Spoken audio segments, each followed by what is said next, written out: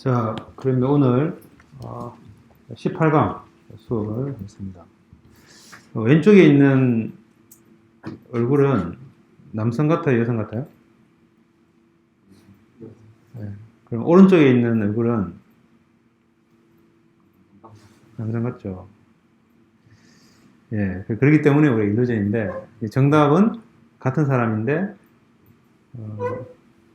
콘트라스트를 약간 이제 어둡게 만들죠. 왼쪽은 콘트라스트를 좀 높이고 오른쪽은 조금 어둡게 만들어요. 근데 이 사람이 실제로 인지를 할 때 이러한 그 눈썹과 뭐 코, 그다음에 볼, 뭐 이런 거의 어떤 컬러의 어떤 차이, 이게 어두움의 일루미네이션의 차이가, 밝기의 차이가 실제 인간이 이제 이 얼굴이 남성인지 여성인지를 분간하는데 인위적으로 학습이 돼가지고 사용이 되고 있다고 해요. 그래서 이제 은연중에 여러분은 사실은 의도하지 않게 그냥 왼쪽 얼굴을 보면 여성이다. 물론 이제 남성인데 아주 예쁘게 생긴 남성도 있고 또 반대의 경우도 있지만 어쨌든 이제 동일한 어떤 얼굴이 있을 때 그렇게 이제 그 콘트라스트가 그런 어떤 성별을 구별하는데 사용이 되고 있다. 실제로. 뭐 그런 일루전을 대표적으로 보고 있습니다. 자, 우리, 지난 시간에 이어서 계속 머신러닝 프로블럼에 대해서 좀 보고 있어요. 그래서 unsupervised learning의 clustering, 그 다음에 dimensionality reduction 배웠고요. 지금 이제, 지난 수업에 이어서 supervised learning의 discrete 버전으로 classification, categorization에 대해서 지금 배우고 있어요. 그래서 recognition에서 어떤 식으로 발전해 왔는가를 우리가 쭉 봤어요.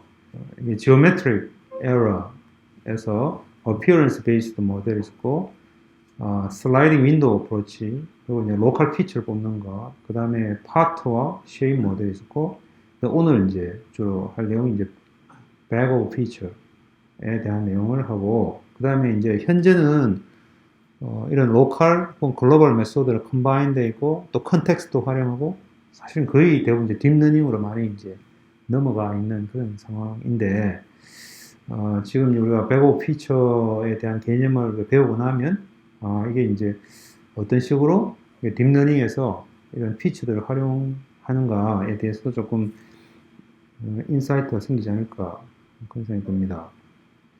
자, 이제 recognition issue는 뭐 여러 가지가 있는데 우리가 전체 이미지가 있을 때 그게 이제 뭐 category recognition인지 아니면 instance recognition인지 어쨌든 그것에 대해서 전체 이미지의 어떤 컨텐트를 어떻게 summarize 할 거냐. 이 summarize 한다는 것은 결국 이제 거기서 어떤 의미 있는 정보들 뽑아서 이것은 자동차 그림이야. 아니면 이것은 아웃도어야. 혹은 이것은 부엌이야. 뭐 이렇게 이제 할 때 전체 영상의 컨텐츠를 어떻게 이제 뽑아낼 거냐, 요약할 거냐, 뭐 이런 게 이제 첫 번째 이슈고요.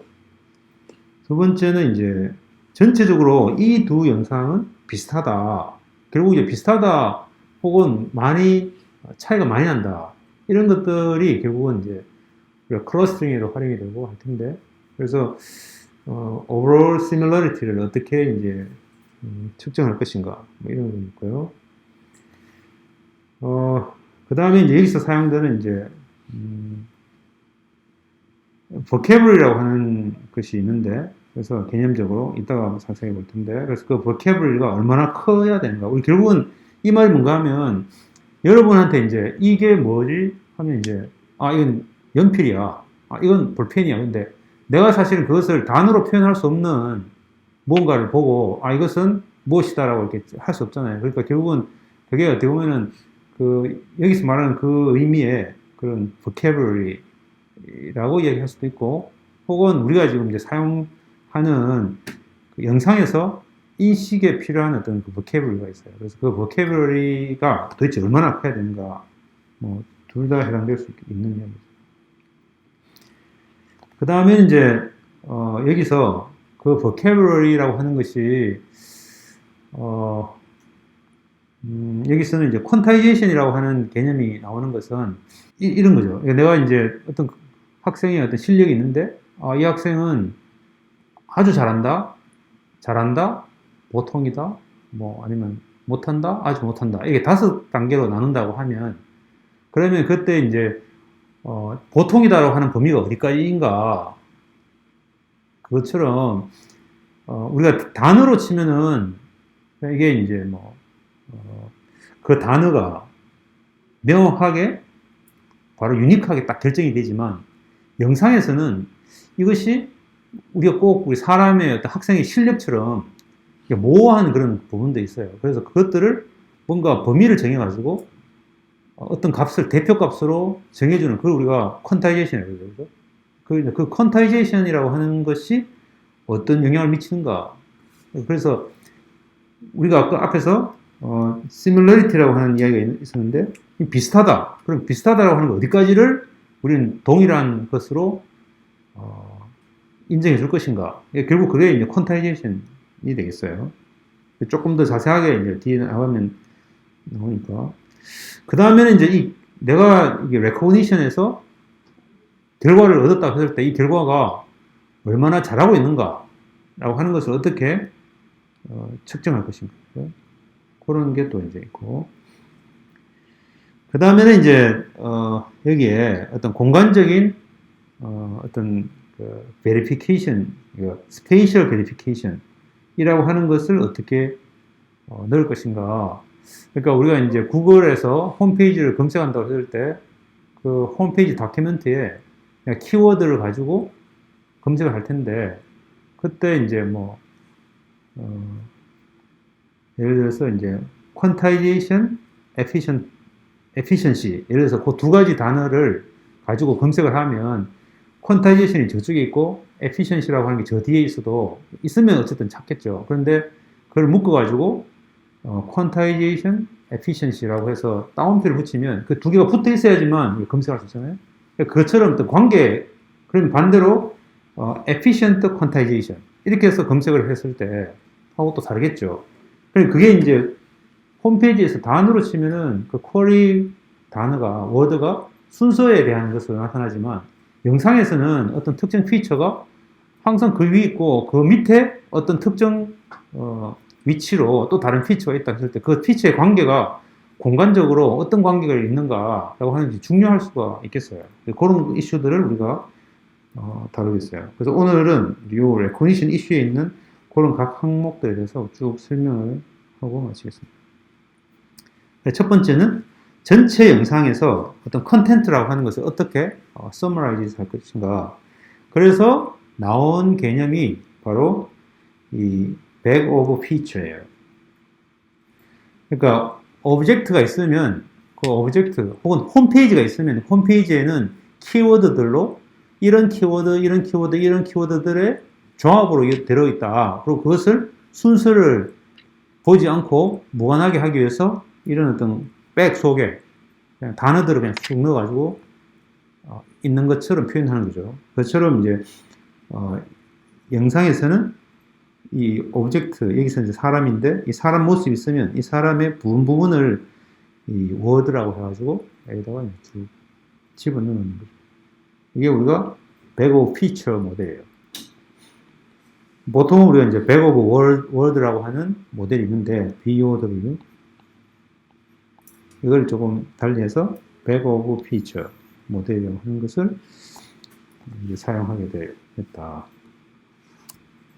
자, 그러면 이제 다큐멘트에서 비슷한데 이게 이제 어떤 다큐멘트가 있을 때 이 다큐멘트가 이게 막 굉장히 복잡하게 쫙 이게 문장으로 되어 있잖아요. 여기서 이제 중요한 키워드들을 쫙쫙 뽑아내요.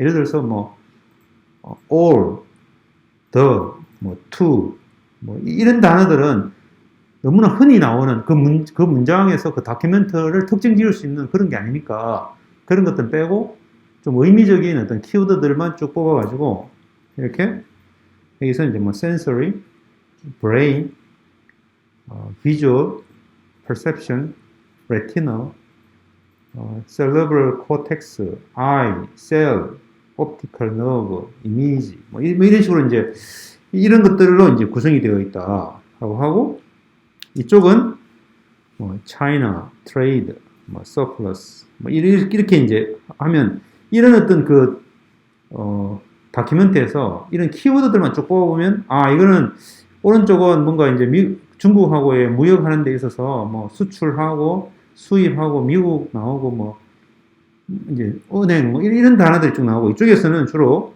뭐 아까 우리가 이야기했던 그런 어떤 휴먼 비주얼 시스템의 어떤 그런 컴포넌트들에 대한 이야기들이 쭉 나오니까 이 두 개의 다큐멘트는 전혀 다른 다큐멘트구나 이렇게 하겠죠. 근데 만약에 이런 키워드들이 많이 유사하게 나오면 이 두 개의 다큐멘트는 매우 비슷하다 이렇게 이제 하자는 거죠. 그래서 이게 이제 주로 홈페이지 검색을 하거나 이런 다큐멘트를 리트리브를 할 때 사용되는 어떤 그런 테크닉이라고 볼 수 있겠어요.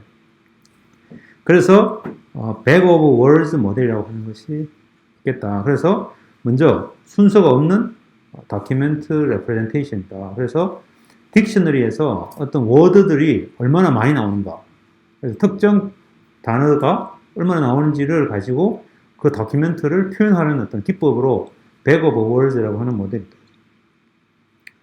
실제로 여기 보면은 여기 이제 링크를 따라가면 나중에 따라가 보기 바랍니다. PDF 파일을 통해서 이게 이제 미국의 대통령이 이게 연설을 한 것들을 다큐멘트들을 쭉 모아가지고 언제부터 언제까지 어느 대통령이 주로 어떤 단어들을 많이 이야기했는가를 이제 가지고 보니까 조지 부시는 뭐 이라크, 그다음에 뭐 바그다드, 테러리스트 뭐 이런 것들 이게 지금 실제로 이제 이걸 표현할 수 있는 방법들이 여러 가지 있는데 여기서는 그냥 키워드들을 알파벳 순서대로 그냥 쭉 나열한 후에 그것의 프리퀀시에 따라서 폰트 사이즈를 키운 거죠.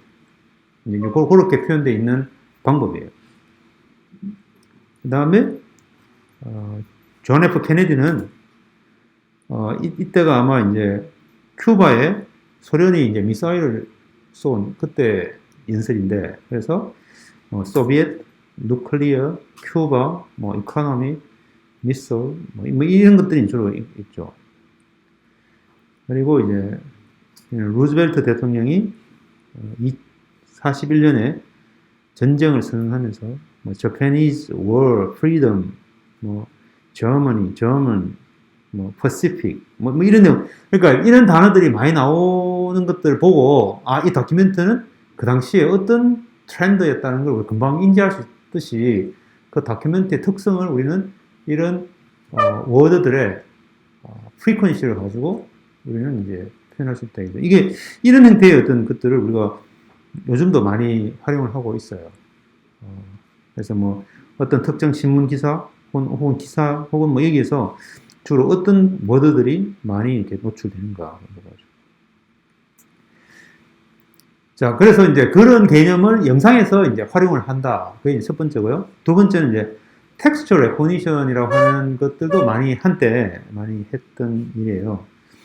그래서 이제 텍스처라고 하는 것은 우리가 유니크하게 표현될 수 있는 기본적인 엘리멘트를 우리는 텍스톤이라고 해요. 텍스톤. 그래서 이 텍스톤의 반복으로 우리 텍스처가 이루어지는데 그래서 근데 이제 스토캐스틱 텍스처에서는 이 텍스톤의 실제 텍스톤이 도대체 뭔가는 중요하지만 실제 그 공간상에서의 어떤 그 배치 이런 것들은 중요하지 않는 그런 형태의 문제들에서 텍스톤을 추출하는 게 중요해요.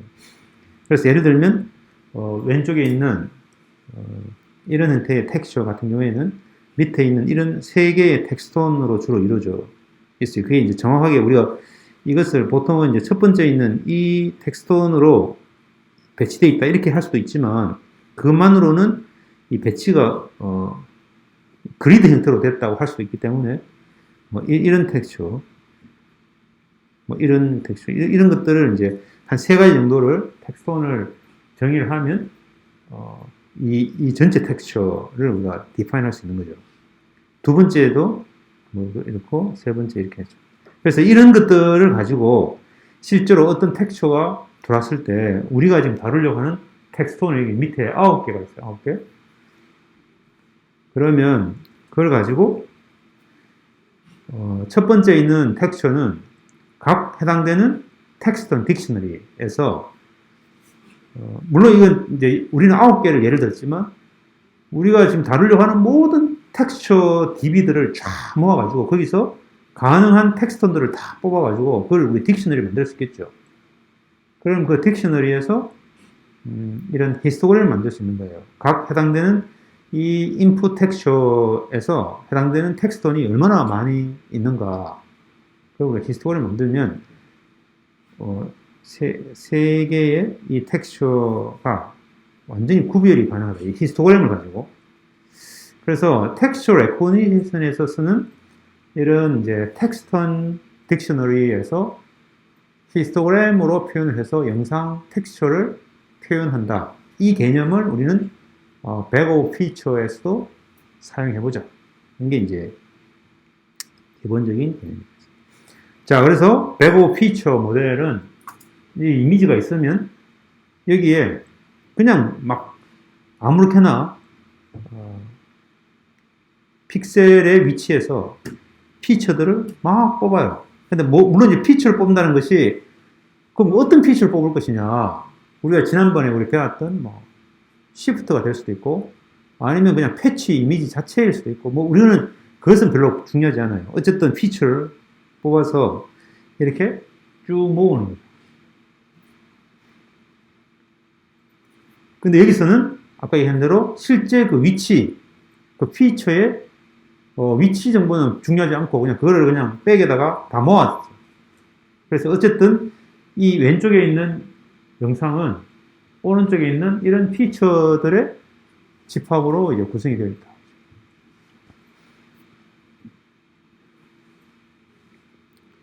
자, 그러면 이게 지금 어느 이미지에서 왔는지 모르겠지만 이런 그 텍스처하고 비슷하게 이 세 개의 백오브 피처는 다 비슷한 영상일 것이다 라고 이제 생각을 하는 거죠. 배치는 상관없이. 근데 여기서 이제 중요한 것은 우리가 어느 것이 포그라운드 오브젝트고 어느 것이 백그라운드인지를 구별하지 않고 그냥 막 텍스처를 피처를 뽑았기 때문에 이게 이제 구별이 없어서 그래서 이제 씬 레코니션으로 주로 이것을 볼 수도 있겠죠. 만약에 여기서 이제 포그라운드와 백그라운드를 구별해가지고 포그라운드에 대해서만 우리가 뽑았다면 그럼 이게 이제 사람에 대한 어떤 피처들만 쭉 뽑을 텐데 그렇게 할 수가 없죠. 지금 현재 상태로 우리가 아직까지 그런 것을 배우지 않았습니까? 자, 그래서 이제 백오브 피처의 주 단계는 먼저 피처를 뽑아요. 피처를 이거 뽑고 그 다음에 이제 비주얼 보캐블러리를 학습을 한다. 여기서 이제 비주얼 보캐블러리를 학습을 한다는 것은 우리가 이제 그 보캐블러리가 우리가 지난 시간에 단어가 일반적으로 우리가 사전에서 비주얼 오브젝트 볼 수 있는 추상적인 거 말고 볼 수 있는 오브젝트가 몇 개쯤 된다 그랬죠? 그 비주얼 보캐블러리라고 하는 것을 오브젝트만 해도 뭐 10,000개에서 30,000개? 근데 거기서 그 오브젝트가 예를 들어서 의자라고 하면 그 의자도 너무나 다양하게 있으니까 거기에 있는 비주얼 보캐블러리라고 하면 너무나 많겠죠. 다 따지면 여기서 말하는 피처라고 하는 것은 그래서 그런 것들을 이미 다 모든 가능한 것들을 다 뽑아놓고 그걸 가지고 쓸 수는 없으니까 그냥 여기서 이제 내가 지금 대상으로 하는 그 샘플들의 비주얼 보캐블러리만 피처를 뽑아서 만들자. 아까 우리가 이제 텍스톤 할 때 9개를 샘플을 예를 들었지만 모든 가능한 이 세상에 나오는 모든 텍스처들에 대한 것들을 미리 다 만들어 놓자. 그렇게 나올지 안 나올지도 모르는 어떤 그런 것들 다 만들기 어렵잖아요. 그죠? 그래서 이제 우리는 대상으로 하는 그 이미지들에 가지고 비주얼 보캐블러리를 학습을 하겠다. 그런데 여기서 우리가 아까 봤던 텍스톤의 예를 들면 아주 완벽하게 그렇게 하나의 텍스처에 세 개의 텍스톤을 딱 깔끔하게 딱 뽑았지만 그 약간 어긋나는 것, 또 뭐 조금 큰 거, 작은 거 막 이런 것들이 막 있으면 그런 것들을 얘들은 전부 다 같은 하나의 텍스톤이야 라고 이렇게 해야 되는 그런 퀀타이제이션 이슈가 있어요. 그렇지 않으면 각각 하나마다 다 따로 이렇게 하면 히스토그램을 만들 때 각각이 다 한 개 아니면 0이겠죠. 한 개 아니면. 그죠? 근데 그런 것들을 묶어가지고 이런 애들은 전부 다 하나의 이 비주얼 버캐블이다 라고 이렇게 묶어주는 뭔가가 필요한데 그게 바로 퀀타이제이션이에요. 그래서 그 작업을 해야 돼요. 그 다음에는 이제 어떤 이미지가 들어오면 그 이미지를 그 비주얼 워드의 프리퀀시로, 그러니까 그 히스토그램으로 그 이미지를 이제 표현을 하면 되겠다. 자, 그래서, 피처를 어떻게 뽑았다고 치고, 그 다음에 그것에 대해서 비주얼 보캐블을 학습을 했다고 하면, 결국 밑에 있는 얘가 이제 그런, 비주얼 보캐블리가 되겠죠. 그럼 거기에 이 인풋 이미지는 다음과 같은 이런 히스토그램 형태로 나타날 것이고, 자전거 그림은 두 번째 있는 이런 히스토그램이 나타날 것이고, 이렇게 각각 히스토그램이 달라진다, 그죠? 그러면 이제 이 이미지라고 하는 것은 아래와 같은 이런 비주얼 보캐블러리의 히스토그램으로 표현이 가능하다. 이렇게 이제 얘기하는 거죠. 이게 이제 기본적인 개념이 되어 있어요. 자, 그러면 첫 번째, 피처를 그러면 어떻게 뽑을 것인가? 뭐, 가장 간단한 방법은 왼쪽에 있는 것처럼 그냥 쫙쫙쫙 이렇게 그리드를 탁 해가지고 어떤 특정 크기로 해서 모든 그리드의 피처들을 쭉쭉 뽑을 수도 있고 아니면 오른쪽에 있는 것처럼 우리가 interest point, 그러니까 뭔가 코어너점이 될 수도 있고, 하여튼 뭔가 좀 이렇게 유니크하고 비슷한 어떤 것들이 잘 나타나지 않는 것들을 뽑아가지고 합니다. 이게 이제 두 개가 사실은 다큐멘트로 치면은 모든 단어들을 그냥 다 뽑으면 되고, 그죠? 아니면 이제 우리가 어떤 방식으로 좀 다른 다큐멘트에도 다 나오는 단어들은 서로 구별할 수 있는 어떤 그런 게 없으니까 그런 것들은 다 버리고 뭔가 좀 의미 있는 키워드들을 미리 선정해 놓고 하든지 뭐 뭔가 하여튼 뭔가 이 방법이 있겠죠. 그건 나중에 다시 얘기하더라고. 어쨌든 그래서 피처를 이렇게 interest region에 대해서만 볼 수도 있다.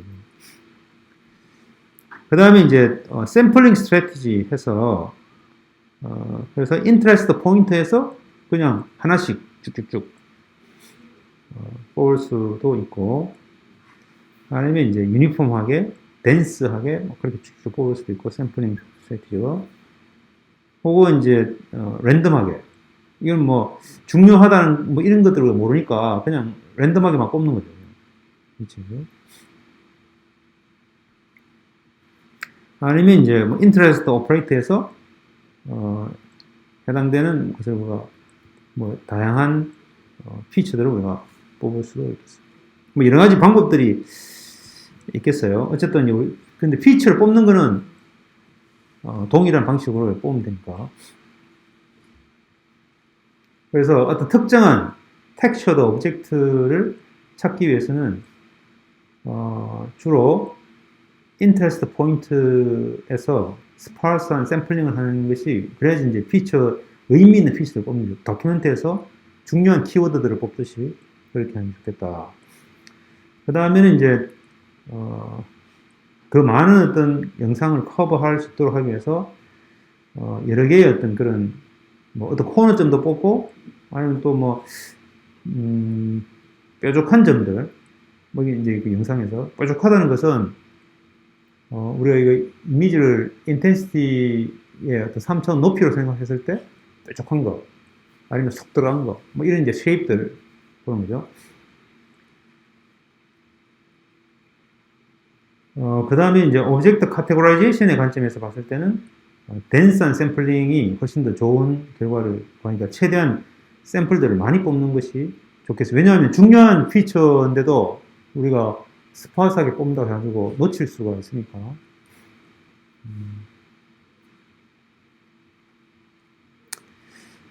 자, 그래서 일반적으로 우리가 이렇게 피처를 뽑으면 우리가 이제 인터레스트 포인트들을 찾고 거기서 피처를 뽑는 거죠. 그래서 뽑으면 그걸 가지고 우리가 이제 피처 디스크립터가 있죠. 그래서 디스크립터를 이렇게 벡터 형태로 나올 거예요. 그래서 결국 이제 피처 공간상에서 하나의 점으로 표현하는 거죠. 각 하나마다. 그래서 여러 어떤 이미지들, 우리가 지금 관심이 있는 데이터베이스의 모든 이미지들에 대해서 이런 작업들을 해가지고 피처들을 쫙 뽑아놓으면 돼요. 그 다음에는 이제 이 피처들 중에는 비슷한 피처들도 있고, 적절하게 우리가 묶어야 되는데, 그래서 이제 이것을 비주얼 버캐블리로 이제 학습을 시킵니다. 그래서 여기서 이제 뭐 3차원 공간상에 혹은 뭐 n 하이 디멘셔널 스페이스상에서 피처 공간상에서 이런 하나를 하나의 점으로 표현을 했을 때 그런 것들을 적절하게 클러스터링을 할 수 있는 거죠. 그건 이제 이미지가 많을수록 이 비주얼 버캐블리는 더 풍성하게 만들어질 수 있을 거예요. 그 다음에 우리가 클러스터링 해가지고 이렇게 이제 각 해당되는 군집들을 모아서 얘를 하나의 비주얼 버캐블리다, 이게 비주얼 워드다, 이렇게 이제 명명을 하는 거죠. 그래서 그에 대한 대표, 클러스터의 대표 값들을 우리는 이제 비주얼 버캐블리라고 이렇게 이제 명명을 한다. 이미, 그럼 이거 어떻게 하느냐? 우리 앞에서 이미 배웠어요. 그죠? K-means 클러스터링이라고 하는 것으로.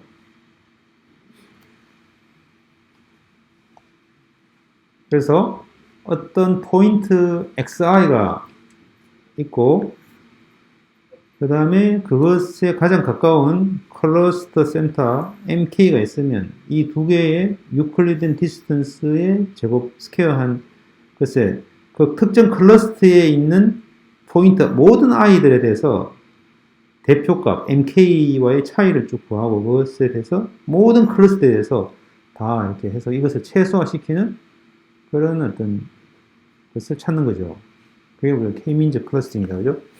알고리즘은 우리가 이미 다 배웠어요. 랜덤하게 K개의 클러스터 센터를 초기화하고 그 다음에 그 K개의 클러스터 센터에서 가장 가까운 애들을 그 해당되는 클러스터로 배정을 한 후에, 어사인한 후에 그 다음에 다시 클러스터 센터를 새로 구해가지고 이렇게 계속 반복하는 거죠. 이게 K-means 클러스터링이라고 하죠. 이미 다 배운 내용이에요.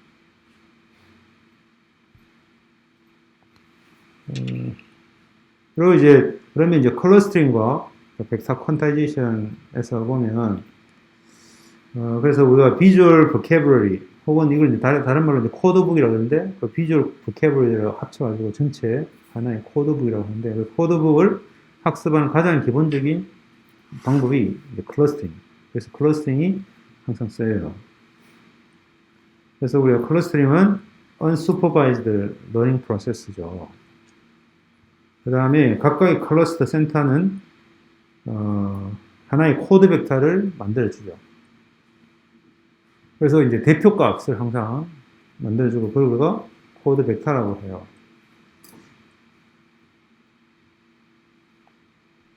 그리고 이제 이 코드 벡터를 모은 코드북은 우리가 이제 트레이닝 셋에서 충분히 학습을 할 수 있어요. 우리가 트레이닝 셋들을 쭉 가지고 와서 미리 이런 코드북을 만들 수 있겠죠.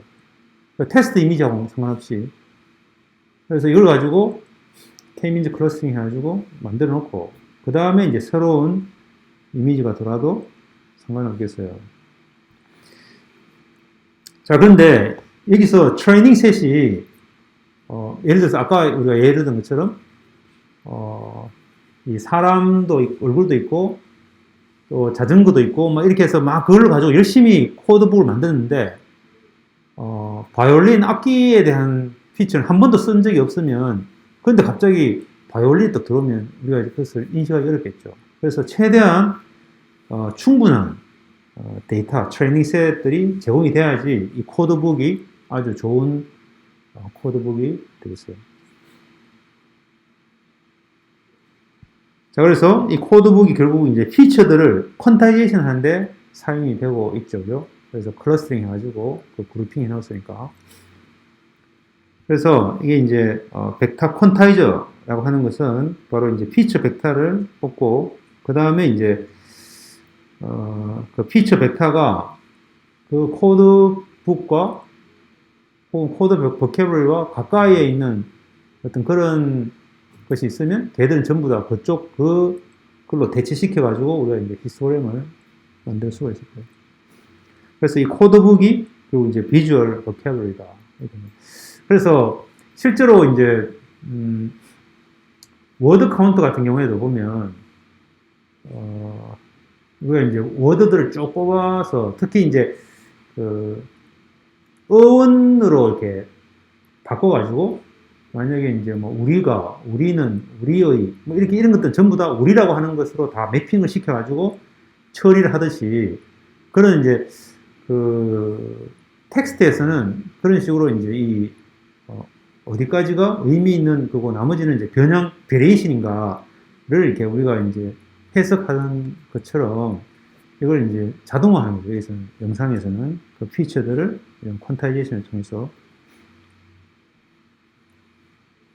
그리고 이제 코드 벡터가 바로 비주얼 워드가 되겠어요. 자, 그래서 앞에서 이런 어떤 그 트레이닝 이미지들이 있으면 그 트레이닝 이미지를 가지고 피처들을 막 뽑죠. 이게 이제 비주얼 워드가 되겠어요. 비주얼 워드. 근데 이제 이 비주얼 워드인데 사실은 이제 그 비주얼 워드 중간에 모든 피처들을 뽑아가지고 그거를 이제 퀀타이제이션 하는 거죠. 그죠? 클러스터링 해가지고 비주얼 워드를 대표 값들을 쭉 뽑고 그 다음에 이제 어떤 이미지가 들어오면 그 이미지에 대해서 이런 이제 백 오브 월즈의 비주얼 워드의 히스토그램을 만들다. 이게 이제 기본적인 개념이 되겠다. 자, 그래서 실제로 우리가 자동차의 영상을 보고 그것들의 어떤 종류를 뭐 인식한다든지 뭐 이럴 때 모든 관련된 어떤 자동차 모델들의 사진들을 쭉 뽑아가지고 그것들을 가지고 적절하게 피처를 뽑고 그 피처를 가지고 이제 이렇게 코드북을 만들 수가 있겠죠. 그래서 이게 이제 어떻게 보면 퀀타이제이션 한 예가 되겠어요.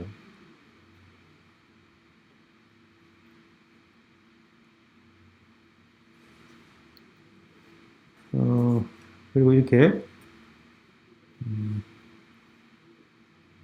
사람의 어떤 움직임, 걷는 것들을 가지고 또 이렇게 코드북을 만들 수도 있고,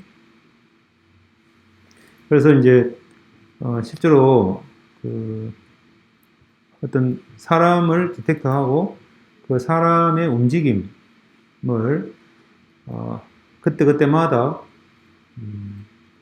이 코드북에서 버캐블을 뽑아서 피처를 뽑아서 그것을 순차적으로 봤을 때 이런 형태의 어떤 모양으로 되면 이건 이제 걷는 거다. 아니면 이제 뛰는 거다. 조깅하는 거다. 이런 식으로 이제 액션 레코니션에서 이런 백오브 피처를 사용을 할 수 있겠어요.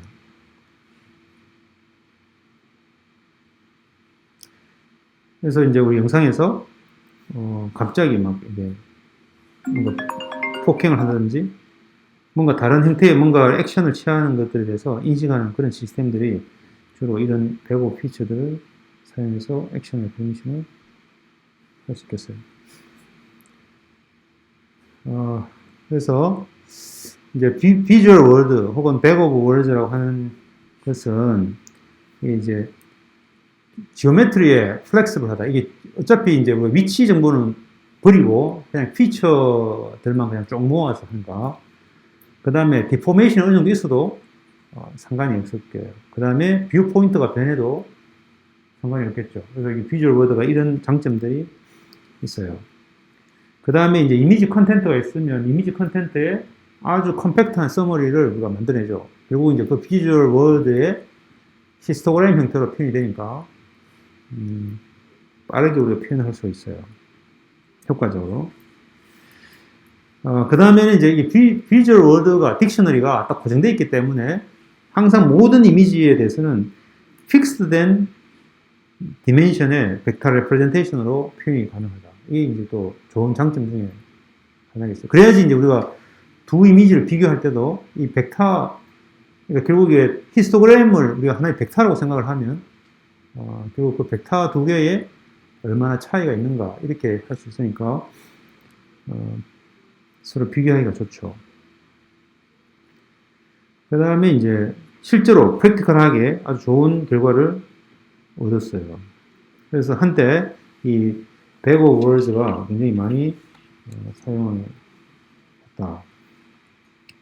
자, 그런데 지금 여기서는 우리가 백그라운드와 포그라운드를 뭔가 구별할 수 있는 어떤 방법이 있으면 포그라운드 오브젝트에 대해서만 한다든지 혹은 백그라운드만 가지고 한다든지 이렇게 해서 우리가 뭐 어떤 업무에서 쓸 수 있는데 여기서는 이제 그런 게 믹스되어 있기 때문에 그래서 전체 영상에 대해서 그 백이 전체 영상 다 커버해가지고 모든 피처들을 다 뽑아내니까 그래서 이제 이 인스턴스 레코니션 같은 쓸 수 있는지 아니면 카테고리 레코니션을 쓰는지 이게 좀 모호한 부분이 있을 수 있다. 그 다음에 이제 아주 옵티멀한 보캐블러리를 어떻게 만들 것인가. 이것도 굉장히 어려운 이슈가 되겠어요.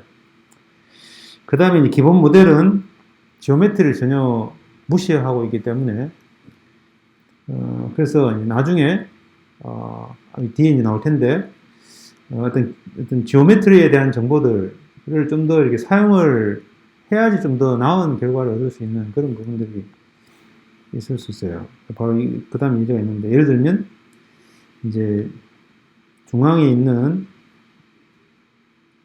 이 이미지를 예를 들면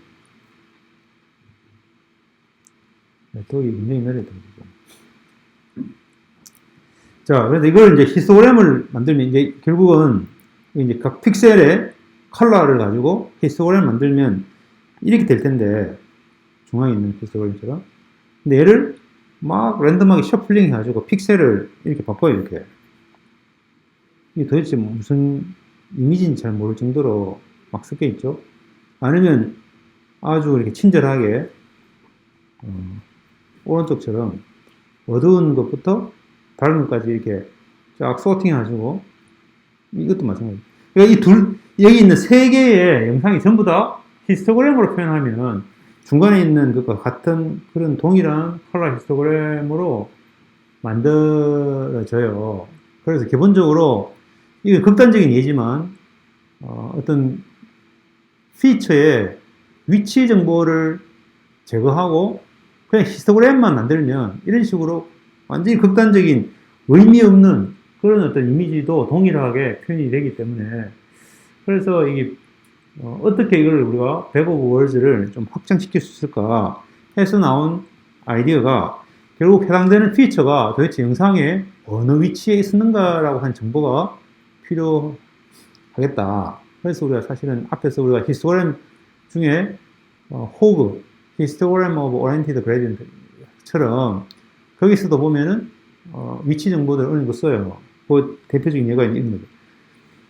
이제 스페이셜 피라미드라고 하는 것을 쓰는 거예요. 그래서 영상 전체에서도 히스토그램 만들지만 4개로 잘라가지고 1, 4분면, 2, 4분면, 이렇게 3, 4, 4, 4분면 각각에 대해서 히스토그램을 따로 이렇게 만들고 그 다음에 또 이게 또 나눠가지고 각각 따로 만들어서 그거를 하나의 어떤 큰 히스토그램으로 컨캐트네이트 해가지고 쓰면 어떨까? 이게 문제. 그래서 이 이미지를 그냥 레벨 1은 전체, 이미지 전체에 대해서 히스토그램 만들고, 그 다음에는 잘라가지고, 반씩 잘라가지고, 4개로 만들어서, 히스토그램 만들고, 그 다음에 더 잘라가지고, 또 이제, 히스토그램 만들고. 이렇게 해서 이제 그 히스토그램들을 쫙 붙여가지고, 그거를 이제 우리가 벡터로 사용을 해보자. 그죠? 그래서 이거에 대한 재밌는 실험 결과가 있는데, 그래서 이제 씬 카테고리 데이터베이스가 있어요. 그래서 뭐 오피스, 키친, 리빙룸, 베드룸, 스토어 뭐 이런 게 있는데, 이걸 이제 멀티 클래스 클래시피케이션으로 각 클래스마다 100개의 트레이닝 이미지 가지고 하는데, 아까 있던 그런 그 스페이셜 피라미드를 그냥 1x1, 그냥 이미지 전체에 대해서 하는 거 했을 때, 그냥 피처를 그냥 아주 좀 위크 피처, 좀 별로 이렇게 성능이 좋지 못한 피처, 그렇게 피처를 쓴다는 것은 그 피처 벡터가 굉장히 작겠죠. 그래서, 그리고 vocabulary 사이즈가 대략 한 16개 했는데, 이 결과가 한 45.3 이렇게 나와요. 근데 이제 strong feature를 쓰면 72.2 이렇게 나옵니다. 근데 이거를 이제 레벨을 1, 2, 3 해서 이제 계속 증가시킬수록 그 해당되는 싱글 레벨에 그 해당되는 그래서 성능이 약간 증가되는데, 이거 위에서부터 아래로 피라미드를 다 같이 쓰면 그러면 66.8에 아주 좋은 성능을 합니다. 그래서 피처를 좋은 피처를 쓰지 않고도 그냥 이렇게 스페이셜하게 나눠가지고 각각 위치에서 피처를 뽑아서 그걸 합쳐 넣어도 어느 정도 좋은 성능을 받는다 이거. 물론 이제 스트롱 피처는 시프트처럼 그렇게 아주 막강한, 아주 유니크한 어떤 그런 피처를 잘 디자인해 가지고 쓰면은 그냥 이런 하이라키컬하게 하지 않아도 얘보다는 훨씬 더 좋은 결과를 얻죠. 왜냐면 얘가 이미 그런 식으로 시프트에다 보면 그런 식으로 개념으로 이미 다 설계가 되어 있기 때문에. 그렇지만 여기서도 이제 이렇게 이미지를 좀 나눠가지고 그렇게 스페이셜한 정보를 쓰면은 점점 성능이 좀 좋아지는데, 너무 많이 또 잘게 나누면 그 전체 영상의 어떤 그 피처들에 대한 것들을 뽑지 못하고 글로벌한 정보보다는 로컬한 정보에 뽑히다 보니까 오히려 성능이 떨어지는 거예요. 여기서 마찬가지죠. 그래서 이제 스트롱 피처를 쓰면 너무 막 나누는 것보다는 어느 정도 이제 적절하게 나눠서 쓰면 된다. 자, 어쨌든 우리는 이제 이미지 전체에 대한 컨텐트들을 이런 그 back of words와 그 다음에 히스토그램 형태로 서머라이즈 해가지고 비교를 할 수 있다. 뭐 이런 것들을 우리가 방금 봤습니다. 자, 그러면 이 두 개의 그런 이제 back of words의 히스토그램으로 표현됐을 때 이 두 개가 얼마나 유사한가라고 하는 것을 어떻게 측정할 것인가. 이거 많이 쓰는 방법은 바로 코사인 시뮬러리티예요. 그러니까 이제 스칼라 도트 프로덕트 하는 거죠. 이너 프로덕트를. 그래서 예를 들면 데이터베이스에 이미지가 이런 게 있는데 쿼리로 이런 게 왔다. 그러면 이게 두 개가 얼마나 가까운가. 그러니까 데이터베이스 이미지가 많이 있죠. 그 중에서 이 쿼리와 비슷한 이미지를 찾으라고 하면 이미지 자체를 비교할 수는 없으니까 이런 히스토그램을 비교를 하면 되는데, 그 히스토그램은 그냥 이 두 개의 DJ와 Q의 히스토그램의 시뮬레이트라고 하는 것은 각각을 녹음하고 그 다음 위에 이너 프로덕트 하는 거죠.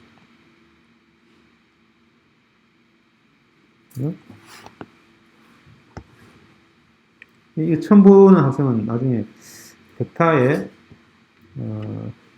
이거 보면 되는데, 이게 지금 결국은 DJ라는 게 벡터가 있고 그 다음에 Q라고 하는 벡터가 있으면 그러면 결국 앵글 얘가 similarity가 되겠어요. 그래서 벡터가 가까이 있다는 것은 앵글이 작으니까 0에 가깝고 완전히 반대로 가면 마이너스 1이 되겠죠. 왜냐하면 이게 크기로 왜냐하면 어떤 벡터는 레프레젠테이션은 이 값이 굉장히 많이 있고 어떤 것은 작게 있고 이렇게 되니까 그걸 전체적으로 노멀라이즈 해가지고 쓰는 거죠. 자, 근데 여기서 우리가 이제 왜 코사인 시뮬러리티를 쓰느냐? 우리가 이제 이걸 그래서 유클리디안 디스턴스 어떤 이걸 벡터로 보면 이 공간상에서 이게 DJ고 이게 PQ라고 하면 Q를 하면 이 사이에 이 거리 이 가까우냐 뭐냐 이 거리를 하면 될 텐데 왜 앵글을 쓰느냐? 그러니까 이제 각각 사실은 이 벡터의 이 항과 이 항은 서로 전혀 무관한 거예요. 그래서 각 항들을 독립적으로 얼마나 가까운가 비슷한가라고 하는 것으로 측정을 할 수 있는 게 결국 이제 이런 코사인 값을 뽑는 앵글 값는 형태이기 때문에 주로 이렇게 많이 쓰죠. 자, 그래서 그러면 이제 인스턴스 레코니션으로 어떤 건물 사진을 주고 이 건물에 해당되는 이미지를 찾아라. 그 데이터베이스에서. 이거는 이제 인스턴스 레코니션이에요. 왜냐하면 여기에 있는 피처들을 뽑아가지고 이 피처들을 많이 포함하고 있는 이미지를 찾으면 되니까, 그죠? 근데 이제 이 과정에서는 가장 간단하게 할 수 있는 방법은 이제 키 포인트를 착 뽑고 그 다음에 각 해당되는 키 포인트가 여기 이 이미지에는 5개가 매치가 되는구나. 이 이미지에는 2개만 매치가 되는구나. 이런 식으로 가지고 이제 매치가 많이 되는 이미지를 찾으면 되겠죠. 근데 이렇게 하는 것은 굉장히 느릴 거예요. 모든 이미지에 대해서 만약 이미지가 한 10만 장 있다 그러면 이미지 한 장에 대해서 10만 장에서 동일한 피처를 갖는 이미지 찾으라고 그러면 전부 다 그렇게 찾아야 되니까 엄청나게 시간이 많이 걸리겠죠. 그래서 나온 아이디어가 inverted index라고 하는 방법을 써가지고 아주 빠르게 찾는 거죠. 이것은 텍스트 다큐멘트에서 책에도 이렇게 돼요. 책에도 보면 제일 뒤에 인덱스 들어가 보면 키워드들이 쭉 있고 그 키워드들이 어느 페이지에 나오는가 3페이지 나오고 7페이지 나오고 이렇게 돼 있잖아요. 그게 바로 이제 그 워드가 나오는 페이지들을 전부 다 쭉 표현해 놓는 그게 우리가 inverted index예요. 그래서 우리가 모든 이미지에서 특정 피처가 포함하고 있는 그 이미지들을 미리 다 우리가 표시해 놓으면 되겠죠.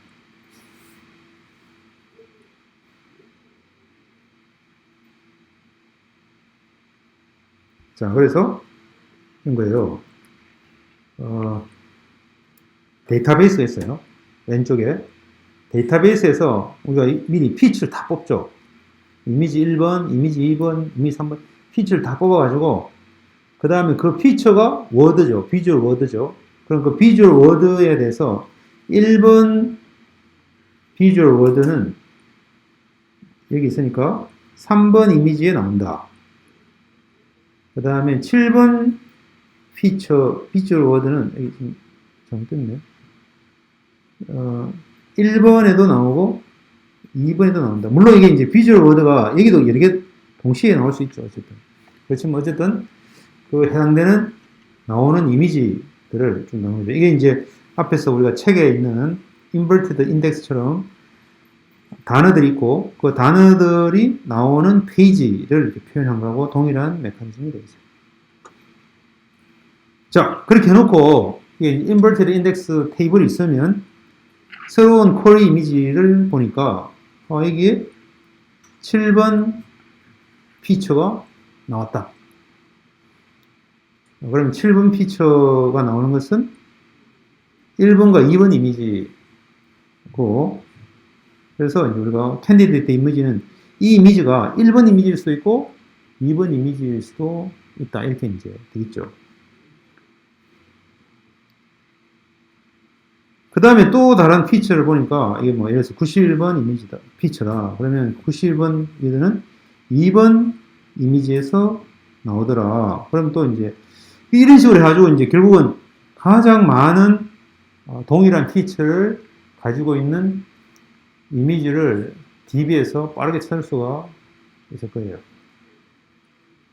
자, 그래서 먼저 쿼리에서 워드를 뽑죠. 이제 비주얼 워드를 뽑고 그 다음에 이제 inverted file index에서 우리가 이 이미지와 쿼리 이미지와 가장 유사한 이미지를 빠르게 찾을 수가 있을 텐데 그때 우리가 이제 7번에서 1번, 2번이고 91번 워드에서 2번 이런 식으로 해서 이제 이미지들 쭉 나오면 그 이미지들을 가지고 가장 많이 나오는 이미지 그 워드 카운트들을 소팅하면 되겠다.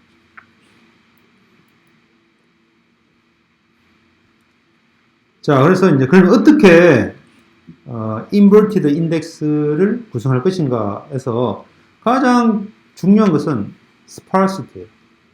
그러니까 어떤 이미지에 모든 이미지 다 포함되어 있는 워드들을 넣어놓으면 전부 다 일씩 카운트 해야 되니까 엄청나게 많은 노력이 들겠죠. 그래서 최대한 스파르스 해야 된다. 스파르시티가 중요하다. 그래서 만약에 모든 이미지에서 많은 그 특정 워드들을 다 포함하고 있으면 그러면 이제 그것에서 우리가 원하는 가장 많은 워드를 포함하고 있는 이미지를 빠르게 찾을 수 없이 아주 이게 exhaustive search를 해야 됩니다. 자, 그러면 이제 아까 그럼 vocabulary는 얼마나 커야 되는가? 그 다음에 quantization은 얼마나 성능에 영향을 주는가? 그걸 좀 보면 자, 이게 이제 vocabulary 사이즈를 어떻게 하는가? 너무 작으면은 모든 비주얼 워드가 하나의 특정 워드에 다 포함이 되겠죠. 그래서 별로 이렇게 특정한 어떤 representative한 어떤 그 비주얼 워드를 표현하기가 어려워요. 만약에 너무 많으면 그럼 아까 얘기했는데 극단적으로 각 해당되는 비주얼 워드는 특정 그 대표 비주얼 워드의 하나에 매핑이 되겠죠. 피처 하나는. 그래서 전부 111 아니면 0, 1 아니면 0으로만 쭉 되어 있겠죠. 그죠? 그래서 이 quantization에서 이 vocabulary 사이즈가 중요하거든요.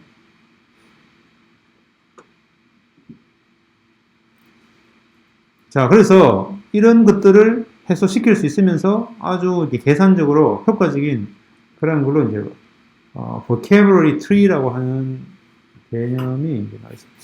이제 vocabulary tree라고 하는 것은 방금 이야기했던 이런 그 visual bag of words를 혹은 bag of visual word를 아주 효과적으로 처리할 수 있는 그런 메커니즘이에요. 개념은 진짜 간단해요. 근데 진짜 파워풀하게 할 수 있는데 예를 들면 먼저 vocabulary tree를 학습을 해요. 트레이닝을 해요. 그래서 피처를 뽑아요. 우리가 지금 대상을 하고 있는 이미지를 피처를 쫙 뽑아가지고 그 피처를 피처 공간에다가 쫙 등록을 시켰죠.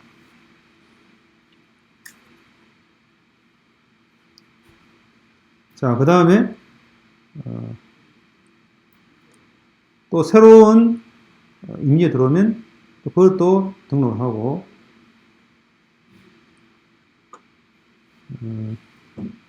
계속 이게 이제 이미지에 넣으면 피처 뽑아가지고 계속 이제 등록하는 거죠.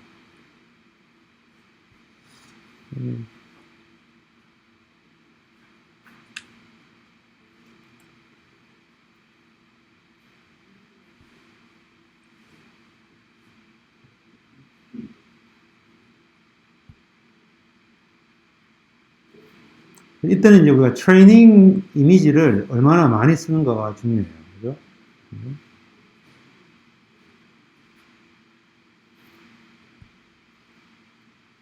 그래서 그 피처 포인트들을 가지고 이제 피처 공간상에 있으면 여기서 뭐 K 클러스터링 가지고 세 개의 여기서는 이제 세 개의 K가 3인데 세 개의 이제 클러스터링으로 구성을 하고 그 다음에 이제 그 세 개의 클러스터링을 구성을 했으니까 그러면 그 비주얼 워드에 가까이에 있는 이 공간상에 있는 모든 애들은 전부 이 그룹, 이 클래스에 포함이 되겠죠.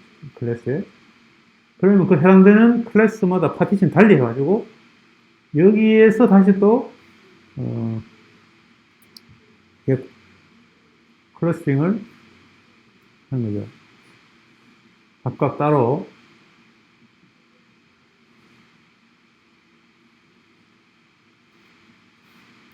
자, 그래서 여기서 중요한 것은 우리가 K 클러스팅에서는, K 민즈 클러스팅에서는 어떤 피처가 들어오면 그 피처 공간상에서 그 피처가 들어오면 그 피처와 가장 가까운 이 녹색점 세 개 중에 어디에 해당되는지를 금방 알 수 있죠. 비교하면 되니까. 그럼 그 안에서 다시 또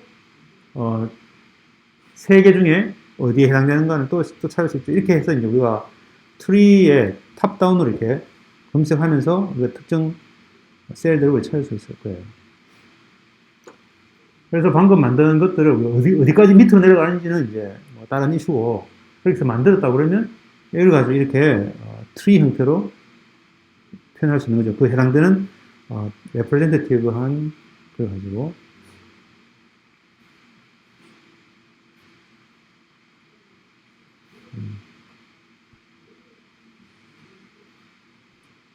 자, 그래서 이렇게 쭉 개념적으로 트리로 이제 만들었다고 치고, 그럼 이게 이제 vocabulary 트리가 되겠어요.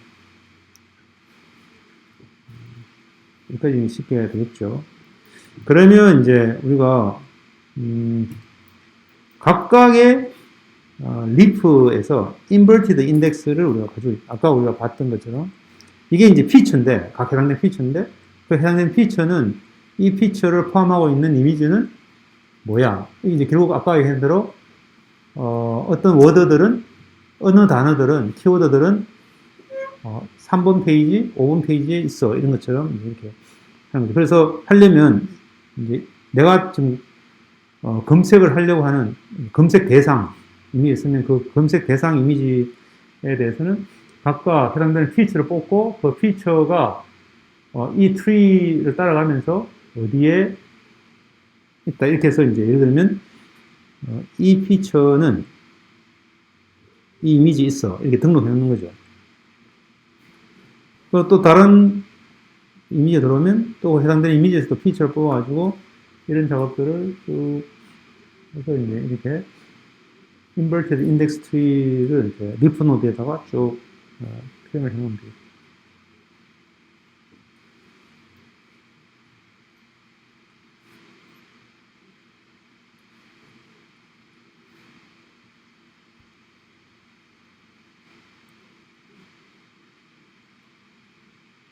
그렇게 해서 이제 넣으면 inverted index가 이제 다 완성이 되겠어요. 이 영상이 이제 많으면 많을수록 뭐 굉장히 오랜 시간을 거쳐서 이런 구조들을 다 만들어 놓죠.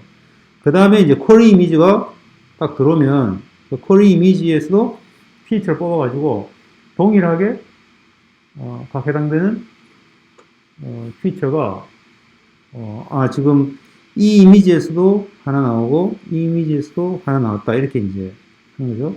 또 다른 피처가 들어오면 그 피처에 해당되는 것에 대해서 따라가서 또 갖고, 그래서 이제 이 쿼리 이미지에서 모든 피처를 다 뽑아가지고 해서 가장 많이 포함하고 있는 이미지를 찾으면 그게 바로 납이다 이렇게 됩니다. 근데 이제 이때 우리가 이제 이 쿼리 이미지에 대한 것 전에 우리가 앞에 각각 사용된 이미지에 이런 뭐 오리 인형이고 뭐 납이고 뭐 이렇게 미리 이렇게 태깅이 돼 있다면 그냥 태깅돼 있는 그 결과를 우리가 뽑아줄 수도 있고, 아니면 유사한 형태의 이미지들을 뽑을 수도 있고, 그런 이제 우리가 이미지 베이스드 쿼리, 이미지 베이스드 리트리블, example based 이미지 리트리블 이런 형태에서 문제를 줄 수 있죠. 자, 그래서 여기 보면은 이제 number of leaf node를 얼마나 했는가, 이게 이제 만 개, 백만, 아니지, 이 만 개고, 10만 개, 100만 개, 그다음에 이렇게 1000만 개, 이렇게 리프 노드를 설정하고, 그 다음에 이제 브랜치를 아까 우리가 example에서는 K민지에서 K가 3이었는데, 여기서는 이제 브랜치를 8로 하느냐, 10으로 하느냐, 16로 하느냐에 따라서 결국 리프 노드의 크기가 클수록 성능이 점점 좀 좋아지는 것을 볼 수가 있죠.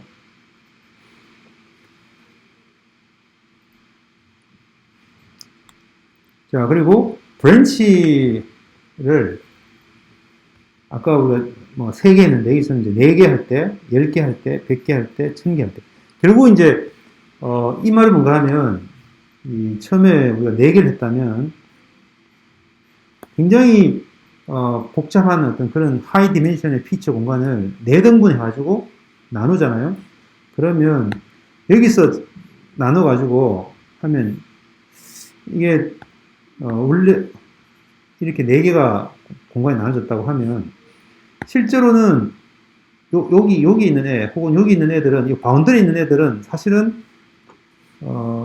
우리가 인위적으로 이렇게 정했기 때문에 이게 나눠졌지만 사실은 얘가 일로 갈 수도 있고 얘가 이리로 갈 수도 있죠. 그러니까 저 위에서 트리에 굉장히 높은 데서 잘못 갈려지는 거죠. 밑에서는 비슷하지만.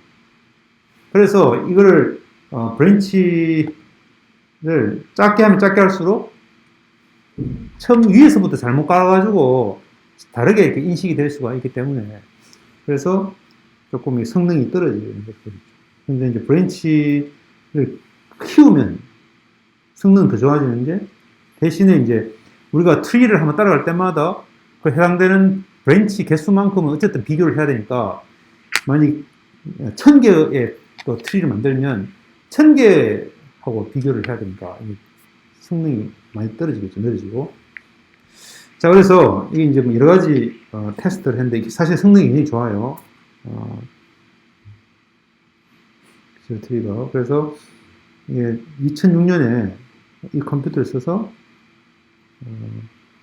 1100만 개의 이미지를 5.8초 만에 참여한 거죠. 자, 근데 우리가 여기서 이제 얼마나 많은 이미지들을 대상으로 할 것인가 이게 이제 문제죠. 그러니까 우리가 특정 어떤 특정 문제에서는 내가 대상으로 하는 이미지들을 딱 이렇게 제한해 줄 수 있지만, 예를 들어서 구글 이미지에서 검색한다 그러면, 거기는 뭐 온갖 이미지들을 다 검색하니까, 그래서 예를 들면 도시에 뭐 이런 너무나 복잡한 형태의 이미지들에서 피처를 뽑으면 엄청나게 많은 피처들이 나오겠죠. 그죠? 그래서 이것들을 가지고 우리가 사용하는 이미지들을 쭉 이렇게, 쌓는다고 하면, 뭐 지금 여기서는 이해하기 쉽게 해가지고 아주 이제 에베레스트 3보다 더 높다 이런 얘기인데 하여튼 그만큼 피처들이 어느 정도의 범위를 대상으로 할 것이냐에 따라서 이 버케어블리 트리의 크기가 엄청나게 커집니다. 그래서 데이터베이스의 사이즈가 크면 클수록 당연히 성능은 점점 떨어지겠죠. 근데 이제 예를 들면 그 로마의 어떤 건축물, 오래된 건축물들을 대상으로 한다 그러면 그 영상들에 대한 것들에 대해서는 우리가 제한적으로 우리가 쭉 모아가지고 사진을 딱 찍으면 이 사진은 어느 건물이야 라고 하면 금방 인식하는데 이런 걸 쓸 수가 있는 거죠. 자, 그러면 이제 리트리블한 결과가 얼마나 좋은가 라고 하는 것은 어떻게 측정하는가. 여기에 이제 프리시전과 리콜, 우리 지난 시간에 이미 이야기했는데 조금 다시 한번 설명을 하면, 우리가 이제 이것이 이제 예를 들면 암을 검진하는 센서가 있다고 치고, 혹은 뭐 그것에 대한 어떤 방법이 있다고 치고, 그 방법을 통해서 이 사람은 암이야, 혹은 이 사람은 암이 아니야, 이렇게 이제 판별을 하겠죠. 그런데 실제로 이 사람이 암인지 아닌지를 우리가 알고 있다고 치고, 그러면 이게 이제 true positive. 실제로 암인데 암이라고 이제 결과가 나온 거. true negative. 이 사람이 암이 아닌데 실제로 암이 아닌 것으로 나온 거. 그 다음에 false positive. false positive는 암이 아닌데 이게 잘못해가지고 암이라고 이렇게 오진하는 거. 그 다음에 false negative는 실제로 암인데 암이 아니라고 이렇게 잘못 오진하는 거. 이렇게 이제 네 가지 케이스가 항상 있어요. 어떤 디시전을 할 때는 센서 같은 것도 마찬가지고 우리가 이제 화재 경보에 있으면 동일하게 얘기할 수 있겠죠. 불이 났는데 불이 안 나고 가만히 멍청이 있는 게 있고 false alarm. 그러니까 불을 안 하는데 막 삑삑삑 알람 있는 거. 나머지는 정확하게 불 났을 때 불 났다고 하고 불이 안 났을 때 불이 안 났다. 이제 이런 것들 또 디시전을 할 때는 항상 이 네 가지 케이스가 항상 있어요.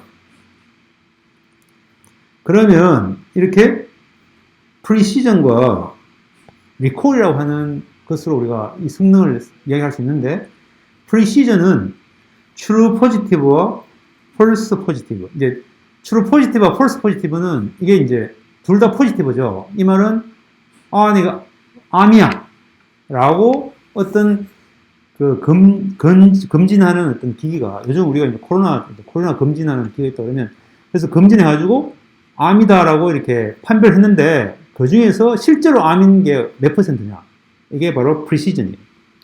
그래서 true positive와 false positive 중에 true positive. 그러니까 이게 이제 정밀도예요. precision이에요. 그 다음에 이제 recall이 있는데 recall은 true positive와 false negative. 그러니까 이게 이제 뭔가 하면 실제로 이 사람이 암인 환자를 얘가 얼마나 많이 뽑아낼 수 있느냐. 이게 recall이에요. 그래서 true positive와 false negative 분의 true positive. 그래서 이거를 우리가 다이어그램으로 나타내면 글쎄 정답은 우리가 이미 알고 있다고 해서 정답은 바깥에 있는 박스 형태로 되어 있어요. 그래서 이 검은 점은 다 네거티브고 그 다음에 아니죠. 포지티브 실제로 암이 있는 사람이고 그 다음에 이제 오른쪽은 동그라미 비어있는 동그라미는 암이 아닙니다. 그런데 어떤 측정 기기가 혹은 센서가 가지고 있는 것은 서클 형태로 나타내서 요 안에 있는 애들은 전부 다 암이라고 측정하는 거 바깥에 있는 건 암이 아니다 이렇게 하는 거죠. 그래서 이제 네 가지로 나눠지는데 프리시전은 전체 이 센서가 암이라고 하는 것 중에 실제 암, 리콜은 전체 이 암인 환자들 전체 중에서 이 기기가 암이라고 측정할 수 있는 것 이게 이제 리콜. 그래서 프리시전과 리콜이라고 하는 것이 항상 같이 생각을 해야 돼요. 자, 근데 이제 리트리블에서는 어떤 식으로 우리가 표현할 수 있나 하면 이렇게 이제 데이터베이스에 이미지가 10개 있어요. 그 중에 실제로 관련이 있는 것. 여기 지금 이제 골드 게이트 브릿지인데 이 영상과 관련이 있는 게 5개다. 우리가 이미 알고 있다고 쳐요. 정답을. 그때 이제 우리가 프리시전과 리콜을 하겠죠. 처음에 아무것도 없는 상태에서 하나를 딱 뽑았는데 제일 첫 번째 거, 가장 점수가 높은 거 뽑으니까 나왔어요. 정답이. 그러면 이제 리턴 된 것 중에 한 개 중에 광일련이 있는 것은 프리시전 1이죠. 그런데 리콜은 0.2예요. 아니면 전체로 5개를 리트리브를 해야 되는데 하나만 리트리브를 했으니까 0.2예요. 그 다음에 또 하나를 뽑으니까 또 관련이 있어요. 그래서 여기에 프리시전 1이고 리콜은 0.4예요.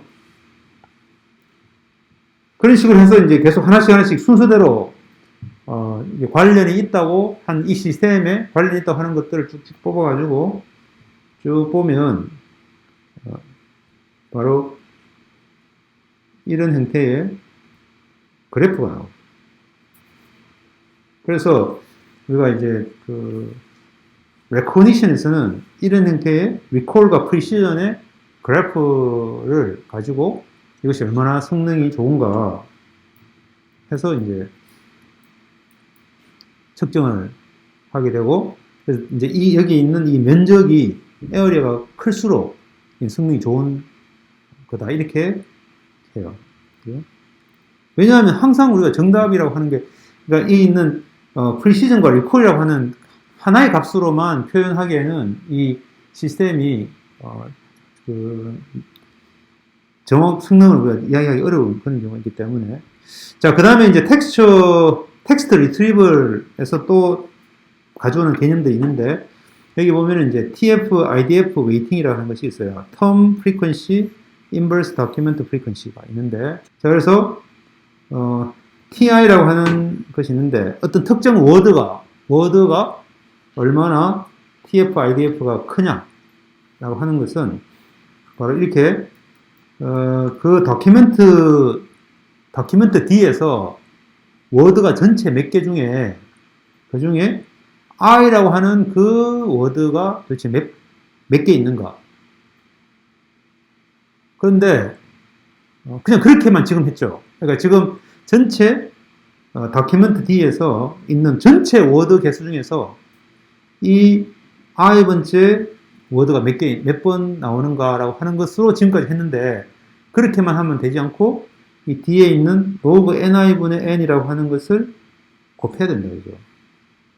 그래서 이게 이제 대문자 n은 데이터베이스에서 도큐멘트 전체의 개수니까 이건 고정되어 있고, 그 다음에 이제 그 다큐멘트에서 i번째 워드가 나오는 다큐멘트 개수. 그래서 예를 들면 흔한 피처, 흔한 워드 단어는 만약에 이제 뭐 on, 예를 들어서 on이라고 하는 단어는 어디에도 다 나온다, 이죠. 그러면 이 값이 로그 ni분의 n에서 ni가 엄청나게 크겠죠. 거의 n에 가까울 거예요, 그죠? 그럼 0이죠. 그럼 얘는 쓸모없는 단어예요.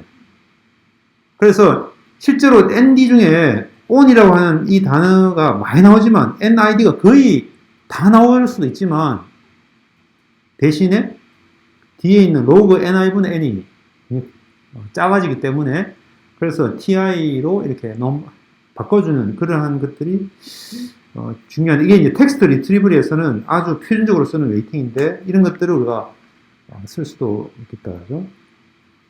자, 그 다음에 쿼리 익스펜션인데, 쿼리 익스펜션도 텍스트에서 많이 쓰는데, 골프 그린이라고 쿼리를 하면 그에 해당되는 것들을 쫙쫙 뽑으면 좋겠지만, 예를 들면 이제 뭐 복스바겐의 골프라고 하는 모델과 그린이라는 모델, 뭐 이게 이제 이런 식으로 해서 엉뚱한 것들이 많이 나오니까 우리가 쿼리를 하면 어떤 이미지가 쭉 나오겠죠. 그 중에서 아주 제한적인 어떤 특정 것까지 우리가 얘는 최소한 한 탑 3에서는 굉장히 정확한 데이터가 나온다. 그러면 그 쿼리된 결과를 가지고 다시 새로 쿼리를 날리는 거죠. 이 전체를 가지고.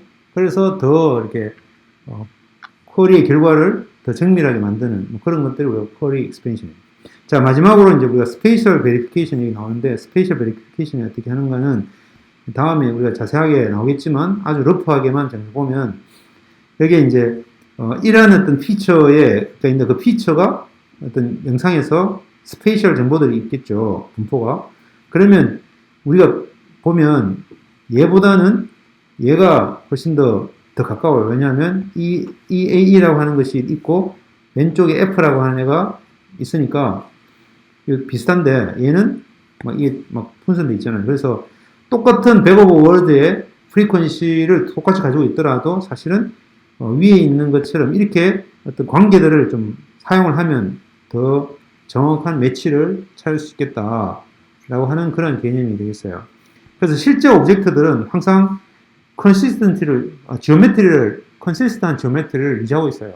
왜냐하면 그 건물의 피처들이 서로 배치가 딱 정해지죠. 픽셀에서. 물론 이게 이제 카메라의 위치나 이런 것도 좀 달라지지만, 그래서 이제 이런 것들을 우리가 이제 나중에 멀티뷰 지오메트리에서 상세하게 배울 건데, 어떤 그 이미지가 만약에 이제 이게 이제 핀홀 모델로 왼쪽에 있는 이런 이미지가 있고 오른쪽에 있는 이런 이미지가 있으면, 그리고 정확하게 위치가 캘리브레이션 돼가지고 정확하게 어디 있다는 것이 확정되어 있으면 당연히 동일한 어떤 피처로 보고 있는 이 Q라고 하는 점은 이쪽으로 보내고 이쪽으로 보내 이 영상에 있는 피처가 정확하게 여기서 딱 중앙에 딱 모이겠죠. 근데 그렇지 않은 애는 이쪽에서는 저 하늘 위에 있고 이쪽에서는 저 땅 밑에 있으면 당연히 이 3차상에 있는 이 라인은 서로 교차하지 않겠죠. 그죠? 그래서 이런 것들을 정보를 이용해서 우리가 이 두 개가 실제로는 동일한 피처가 아니다라고 하는 것을 우리가 검증할 수 있는데 그런 것들에 대한 자세한 정보들은 우리가 나중에 배울 거예요. 그래서 그런 것들을 우리가 좀 활용을 해보자 하죠. 그래서 만약에 이제 이 쿼리 이미지가 있는데 그것을 DB에서 이런 형태의 이미지를 뽑아냈는데 이게 high back of word의 similarity를 가지고 있는 DB 이미지를 뽑아냈어요. 그런데 비슷한 그런 similarity가 있지만 오른쪽에 있는 example처럼 이런 이미지를 우리가 쿼리를 뽑아낼 수도 있거든요. 그래서 이것들은 피처의 어떤 back of word 입장에서 봤을 때는 동일한 피처들의 어떤 걸 가지고 있지만 그런 어떤 지오메트리적으로는 기하학적으로는 전혀 다른 이미지가 되기 때문에 이런 것들을 배제할 수 있도록 하자는 거죠. 자, 그래서 여기에는 두 가지 기법이 있는데 하나는 렌색이라고 하는 방법이 있어요. 이것도 자세하게 나중에 배울 거예요. 그래서 먼저 렌색이라고 하는 것은 back of word의 similarity로 먼저 이렇게 찾고 그 다음에 그 피처들이 있으면 그 피처들을 중에 몇 개를 샘플링 해가지고 그 샘플링된 것들을 가지고 우리가 이제 영상의 관계를 기하학적인 관계를 찾아가지고 나머지 것들도 다 그것들을 스포트 하는가를 보는 거죠. 그러니까 이 말이 무슨 말인가? 우리가 만약에 누가 어떤 수사를 했는데 수사를 해서 여러 가지 증거물들을 가져왔잖아요. 그럼 증거물들이 서로 막 다 다를 수도 있고 잘못된 것들도 있고 있는데 그 중에서 특정하게 랜덤하게 한 5개를 랜덤하게 뽑아가지고 그 증거가 정확하다고 가정하고 그랬을 때 다른 증거들도 거기에 다 동의하는 형태의 결과가 나오는가를 찾아보는 거죠. 그렇게 해서 잘못된 증거들을 빼내는 거죠. 그래서 그런 식으로 하는 게 이제 렌색이에요. 그리고 이제 Generalized Hopf Transform이라고 하는 개념도 있는데 이것은 우리가 이제 어떤 에비던스가 있으면 그 에비던스를 만들어낼 수 있는 모든 경우의 케이스들을 전부 다 나열을 해요. 그럼 또 새로운 에비던스가 있으면 이 에비던스를 만들어낼 수 있는 가능성이 있는 것들 다 또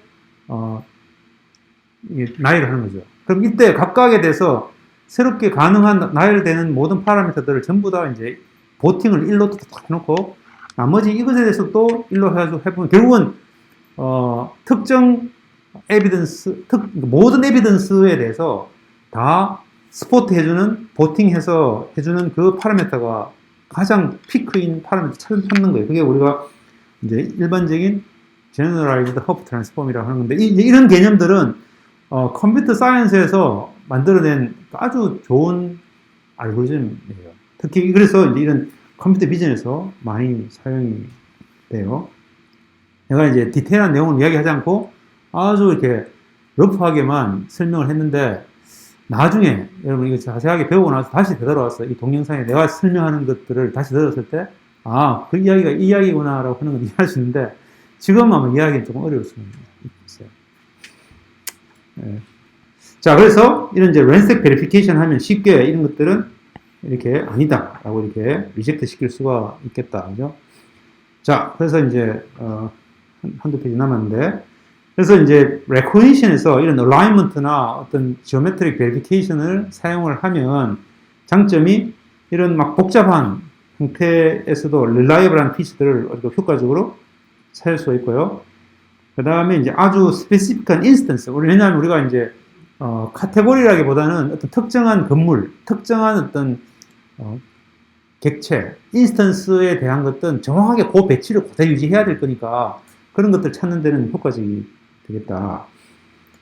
자, 그런데 그런 어떤 얼라이먼트를 쓰면은 카테고리 레코니션에서는 별로 좋지 않겠죠. 왜냐하면 그게 이제 베리에이션이 있을 수 있기 때문에. 그래서 그 카테고리 안에 있는 인스턴스들 간에 그런 베리에이션이 있기 때문에 그래서 이런 얼라이먼트를 쓰면 좋지 않고요. 그 다음에 포스트 프로세싱 하는데도 비용이 많이 들어요. 그래서 그런 문제점이 있어요. 자, 그래서 이제 우리가 요약을 하면 back of words는 그런 어떤 디스크리트한 비주얼 워드로 만들기 위해서 피처 공간을 퀀타이제이션 해야 되는 이슈가 있다. 그죠? 그 다음에 이제 이미지를 가지고 그런 워드들의 디스트리뷰션, 히스토그램으로 표현을 해서 문제를 푼다. 그 그 다음에 inverted index라고 하는 것을 가지고 우리가 아주 빠르게 쿼리 타임을 빠르게 하기 위해서 이런 inverted index라는 개념을 사용을 했다. 그 다음에 evaluation이죠. 우리가 precision과 recall이라고 하는 그런 개념이 있었어요. 그 다음에 이제 추가적인 spatial verification으로 ransac과 generalized hope transform이라고 하는 것인데 이것은 나중에 상세하게 배울 것이다. 자, 그래서 이제 마지막 요약 두 페이지가 있는데, 카테고리 레코니션에서 이런 백오버 피처라고 하는 것은 딥러닝이 나오기 전까지는 스테이트 오브 아트의 그런 방법이었어요. 가장 막강한 방법. 그래서 백오버 피처라고 하는 모델을 여러분이 당연히 알고 있어야 되겠다. 그 다음에 이제 스페이셜 레이아웃이라고 하는 것이 사실은 그렇게 중요하지도 않고 사실 이것을 인코딩하기가 쉽지 않다는 이야기가 있고 그 다음에 이제 퀀타이제이션 에러가 훨씬 더 중요하다. 예, 스페이스에서 그래서 여러 가지 어드밴스된 피처 인코딩 메소드가 필요한데 사실 지금은 이제 백오버 피처라고 한 모델은 거의 쓰이지 않고 전부 이제 딥러닝으로 넘어갔는데 실제로 이런 어떤 딥 모델들을 만드는데 아주 중요한 역할을 했다고 볼 수 있습니다. 자, 그 다음 이제 인스턴스 리트리버를 위해서는 전부 딥러닝으로 다 이제 넘어갔어요. 그리고 좀 더 좋은 로컬 피처들, 시프트를 대체한 좀 더 좋은 로컬 피처들을 학습하는 그런 것이 필요했고, 그 다음에 이미지 인베딩을 위해서, 이게 이미지 인베딩이라고 하는 것은 우리가 비주얼 워드의 히스토그램으로 쓰는 식으로 원래 이미지를 뭔가 다른 공간으로 이게 트랜스폼하는 어떤 그런 과정들을 우리가 인베딩이라고 하는데, 왜냐하면 의미 있는 스페이스로 넘어가는, 그래서 그런 이미지 인베딩에 대한 것들을 학습을 해야 되고, 그 다음에 이제 스페이셜 베리피케이션에 대해서도 해야 되고, 그래서 결국은 이제 완전히 통합된 딥 네트워크로 모든 것들을 우리가 통칭해서 이런 것들을 다 수용할 수 있는 그러한 개념으로 딥러닝 아키텍처가 이제 사용이 되고 아마 좀 지나서 딥러닝에 대해서도 아주 러프하게 배울 수 있을 것 같습니다. 자, 그럼 오늘 이것으로 수업을 마치도록 하겠습니다. 수고했습니다.